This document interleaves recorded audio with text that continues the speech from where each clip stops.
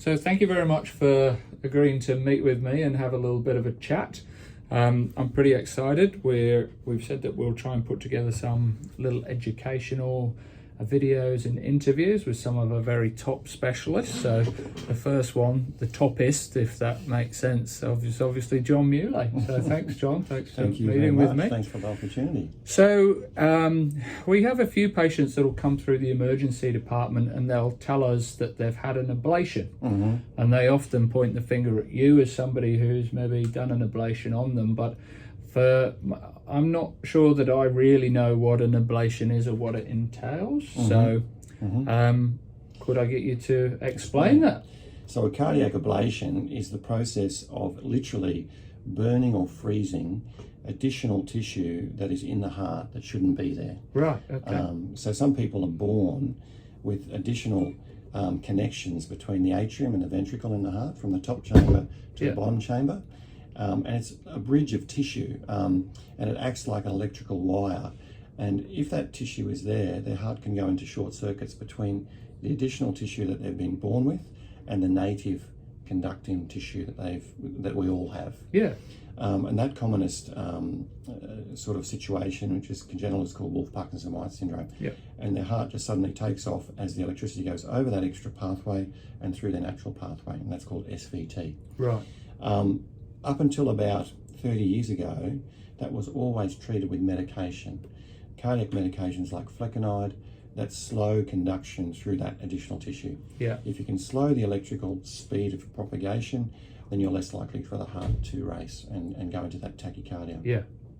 Subsequently, cardiac surgeons learned that they could see those pathways in the heart when they were doing open heart surgery. Right, okay. And could physically see a bridge of tissue from the atrium to the ventricle that shouldn't be there, and they would cut it with a scalpel. Yeah. And back in the day, open heart surgery for WPW, or Wolff-Parkinson-White, was not uncommon. Yeah. But then physicians thought it seems a bit extreme to open someone's chest just to delete a single bridge of what is essentially a couple of extra cardiac cells, a couple of myocardial cells.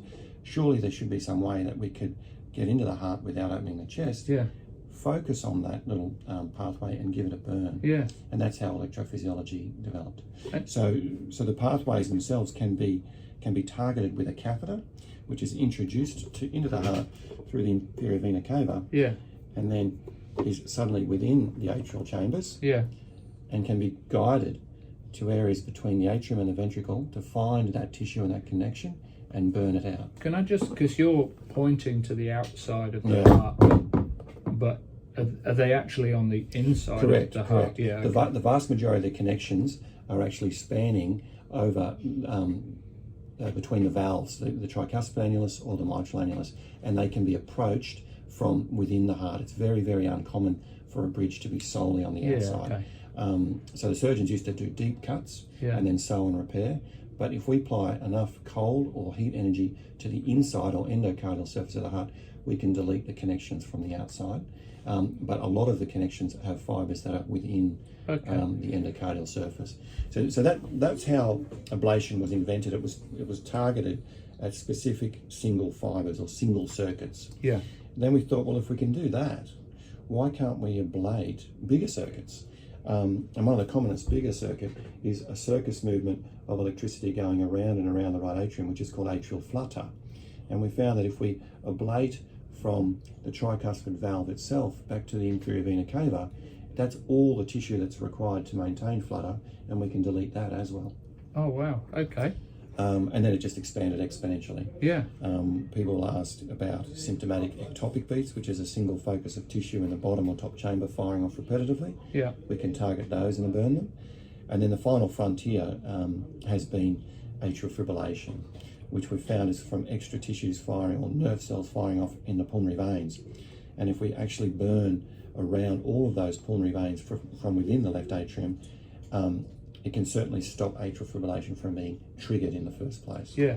Mm. Oh, wow. So I guess one of my questions was going to be, you burn them, but I've heard that you can freeze them as well. Yes. And so what do you tend to do, or does it depend on what? The freezing energy is very useful when the extra circuits in the heart are very close to the native conduction system, like the bundle of His or the AV node. because once you use the freezing catheter, as soon as you press the power on, it sticks to the tissue and it doesn't move. Yeah, okay. So it's unlikely to migrate during the freeze and then slip and then freeze and take out the AV node and cause heart block. So if you've got an extra wire like Wolff Parkinson White, which is running adjacent to the bundle of His, which I've had in the past, we would freeze that. It sticks to the wire, freezes it solid, doesn't slip, and therefore doesn't touch the AV node or the His. The heat catheter, which is using radio frequency and arcing from the tip of the catheter to a grounding patch on somebody's thigh, uses heat up to about 70 degrees, but because it's not freezing and sticking to the tissue, as the heart moves, unless you've got a very steady hand and keep it very carefully positioned, it can slide down towards the AV node or the His and cause block if you're not paying utmost attention. So that's why you'd use freezing in that regard. Yeah. But in addition to that, with atrial fibrillation, because you've got 4 veins in the left atrium and there's a lot of burning to be done, about 15 or 20 burns per vein to get them isolated, other electrophysiologists have invented a single shot technique where you put a catheter in and inflate a balloon with essentially liquid nitrogen, and then butt that up against the opening of the vein, and it freezes the entire ostium in one go. Yeah, okay. So that's a lot less, what would you say, fiddly. It's a lot more a straight shot, and it works to isolate pulmonary veins very, very well. In fact, in a trial of freezing balloon or cryo balloon versus radio frequency, the outcomes are about the same effectiveness. The only Achilles heel of the freezing balloon is it's perfectly round, and the pulmonary veins are not perfectly round. Right. And it's designed in only fixed diameters, 23 or 28 millimeter. And if you have unusual pulmonary venous anatomy, like 5 or 7 veins instead of the usual 4, it might not fit like a golf ball in the golf hole perfectly, and it might be a fiddle to get it to freeze, and that's when you'd use the catheter to ablate around. You can use the radio frequency or heat catheter to ablate around any pulmonary vein. Yeah.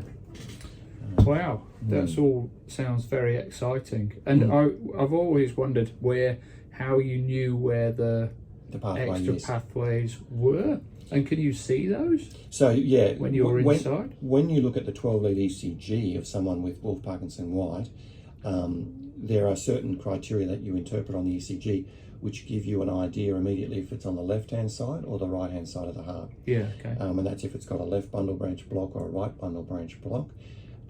It's on the contralateral side. So a right bundle branch pattern means it's on the left ventricle. Right. And vice versa.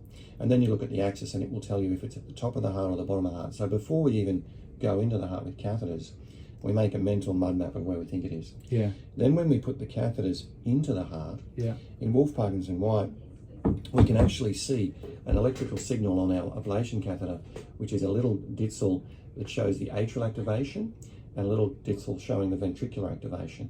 As you move closer and closer to the pathway, the atrial and ventricular signals get closer and closer and closer together until they eventually fuse. And you know the electricity is getting from A to V, atrium to ventricle, instantaneously at that point. Right. So that is the point of the pathway. That's where you're going to burn. And when you burn, as you're burning, within a couple of seconds, if you're on the spot, you'll see the instantaneous split of atrial and ventricular signals go out by about 200 milliseconds and back into normal sinus rhythm. And the surface ECG with the WPW delta waves on it instantly becomes narrow in front of your eyes as that pathway is ablated. Wow. Now that's very successful, and in this day and age, SVTs and WPW, which are single circuits, are ablated with greater than 98% efficacy. Yeah. However, we've extrapolated that technology to burn lots of circuits for pulmonary vein isolation for AF, for example. Yeah. And it only takes one of those electrical connections to reconnect or grow back, and the AF is back. Yeah. So that's why an SVT success rate is nearly 100. Yeah. But a pulmonary vein isolation AF success rate is only in the order of 75 to 80 because there's so much more tissue that can regenerate. Okay. We've extrapolated the technology, but we're taking on bigger and bigger targets, if you like. Because that was going to be one of my questions. You'll see some people who after maybe 5 years or so, they start getting atrial fibrillation back again. And you've said to me on the phone before that they'll get some bridging tissue or something like that. So that's what you're talking about. It forms just one connection. Correct. And then it's back again. And we'll do a repeat study of their left atrium and their pulmonary veins, and we'll see 2 or 3 are completely isolated and electrically neutral, and one of them has a bridge of tissue almost akin to a WPW muscle bridge, short circuit between the vein and the atrium. And we go to that spot and burn it, and the vein is quiet again, and the atrial fibrillation settles down. Yeah, okay. I mean, atrial fibrillation itself is a spectrum of disease and disorder, and there are some causes of it, such as cardiomyopathies, dilated and hypertrophic, where the tissue in the atrium is physically diseased and scarred. Yeah. And in those individuals, the probability of a pulmonary vein isolation to fix them is low because the atrium is physically diseased itself. So, because that was going to be one of my other questions. Which patients do you choose for who gets the ablation and who doesn't, say for atrial fibrillation? So in atrial fibrillation, the best candidates are young, symptomatic patients with recurrent bursts or paroxysms of atrial fibrillation with an otherwise structurally pretty normal heart. Yeah. They're the ones that have recurrences on flecainide or sotalol and come back into emergency for a cardioversion. Yeah. And if we isolate their pulmonary veins, which in the vast majority of patients is the trigger, then their AF can't start. If it can't start, it stays away. Yeah.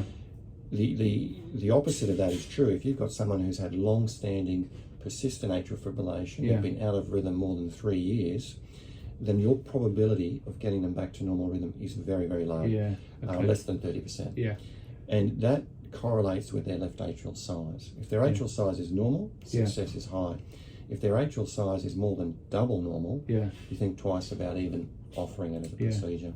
And if they have a history of a cardiomyopathy, hypertrophic or dilated, and atrial fibrillation as well as a secondary phenomenon, your probability of success is also low. So they'd be getting echoes then as part of their workup to assess that atrial size.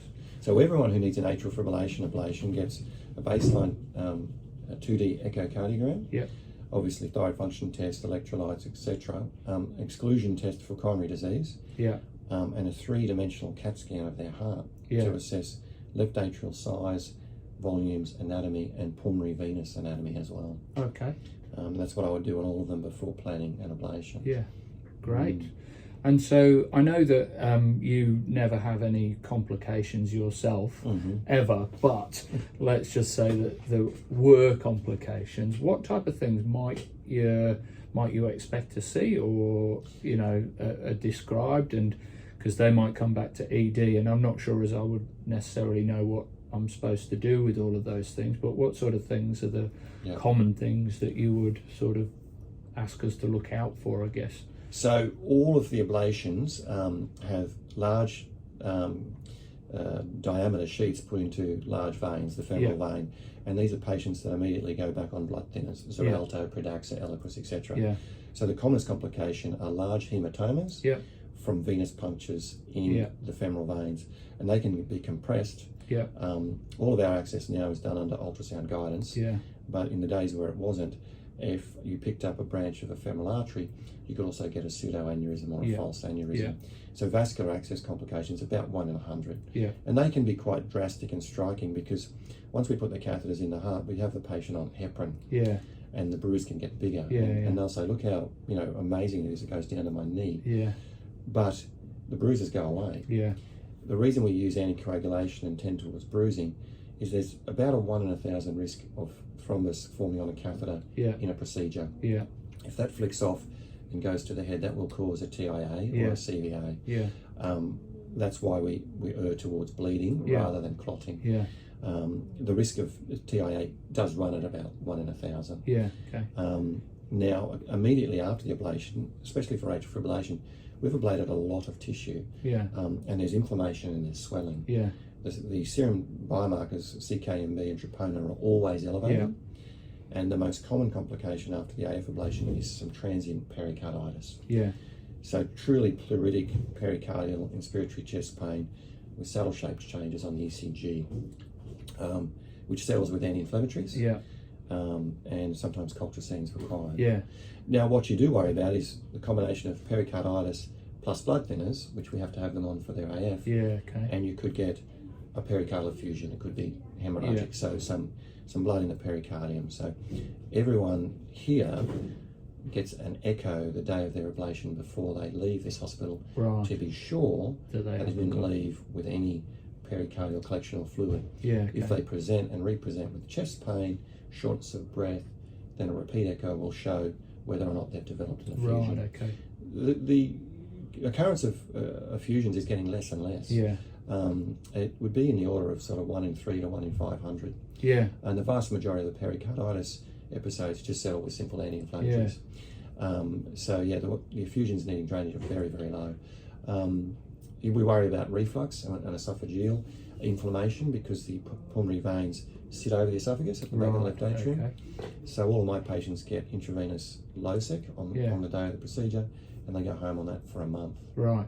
And is that because we're getting energy transmitted to the esophagus? Is that what you're saying? Correct. So the esophagus sits directly behind the left atrium and actually runs down behind the left atrium in between the pulmonary veins. Sometimes it will run a little bit to the left or a little bit to the right. Yeah. And if we're ablating in the atrium directly above it, you're going to cause some heat, thermal energy to go through and irritate the lining of the esophagus as well. Right, okay. We locate that esophagus on the 3D CT of the heart and chest beforehand, and we make sure that we delineate it on the model of the heart so that we don't ablate directly over it. Some practitioners use a temperature probe in the esophagus to make sure it's not heating up too much during ablation. And some people even put a transesophageal echo down and move the esophagus left or right so they're not ablating directly over it. When the technology was first invented over 20 years ago, there were instances of esophageal ulceration, inflammation, and even fistula formation with the posterior left atrium, which of course is a potentially devastating side effect, and it requires cardiac surgical correction. Yeah, because I mean, I'm not much of an anatomist, but I think a connection between the heart and the esophagus, that sounds like a bad thing. And I can imagine what that might look like on my curtains, for example. Correct. Most people messy. Well, most people think that you would bleed, but the right and left atrial pressures are very, very low. So in fact, the opposite happens in that situation, and the atrium, with a relative negative pressure on inspiration, draws air into it from the esophagus and the hole from swallowed air. Right. And you end up getting embolic events Air embolus. through the left atrium from air embolism. Okay. So they usually present with pain, fever, but also new onset of TIAs or neurological deficits. Right. And the CT will not show a thrombus or a clot. It just shows an area of cerebral injury.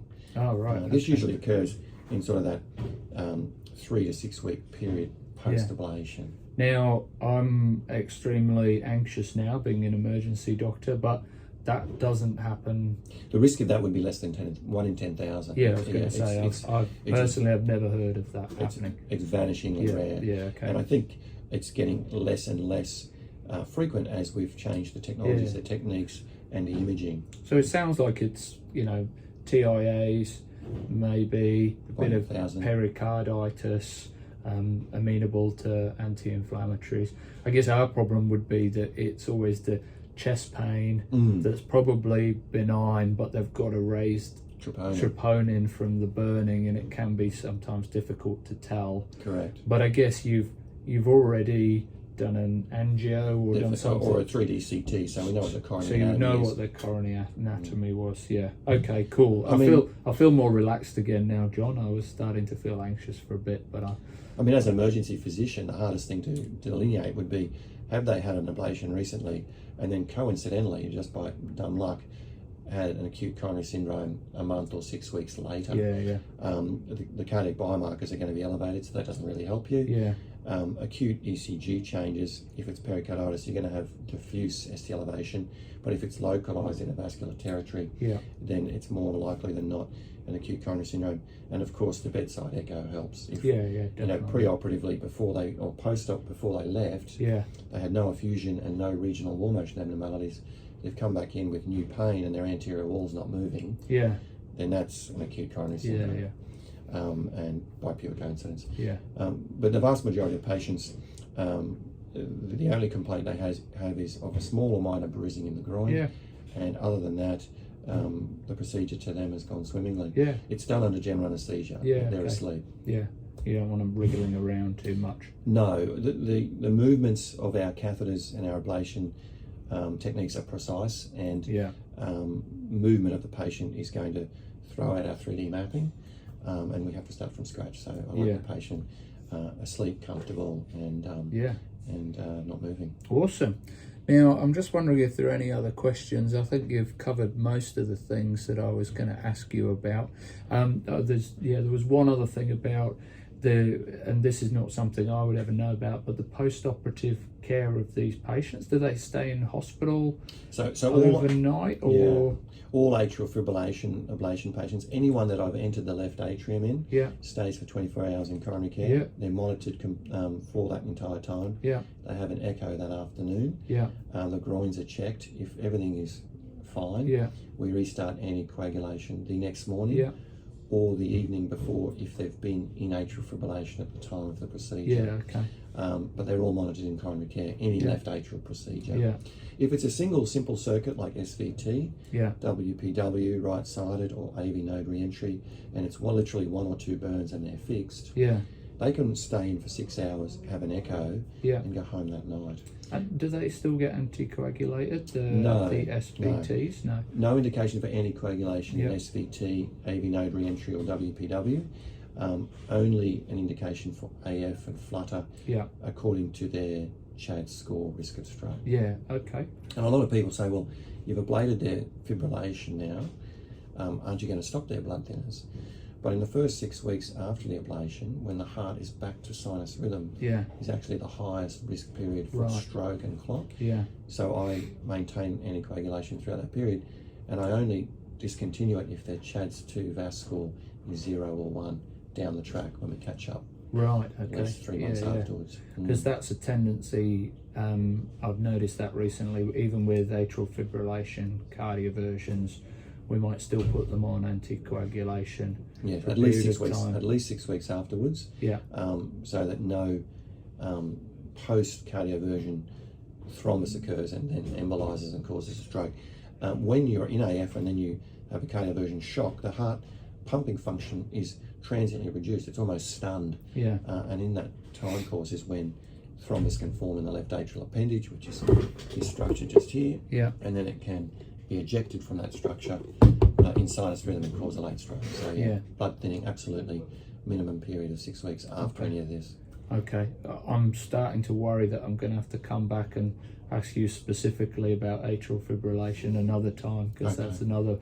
Yes, the more I talk to you, the more I realise that I need to ask you more questions. But I'm going to probably try and wrap this up now, because I know that you're probably very busy, always a busy man. Are there any other things that you think that we should know about those particular procedures that we haven't talked about? Or is there anything exciting that's coming in the pipeline? So I think we've pretty much covered everything in terms of the procedures themselves. Going forward and in future, it's going to be less invasive. Yeah. All 3D CT integrated, so we all have mapping on every patient, so we can see what we're doing in a virtual model or virtual space. And what that's driving towards is less and less X-ray guidance. So there is the potential going forward that we can do these without the use of the X-ray in the cath lab, and that's good for the patient. Yeah. And it's good for the operator. Yeah, yeah. It means you can potentially get away with doing them lead-free. So that's the next horizon which we're pushing towards. Okay, cool, great. Well, thank you very much for your time. No worries. Wonderful speaking to you. Thank you.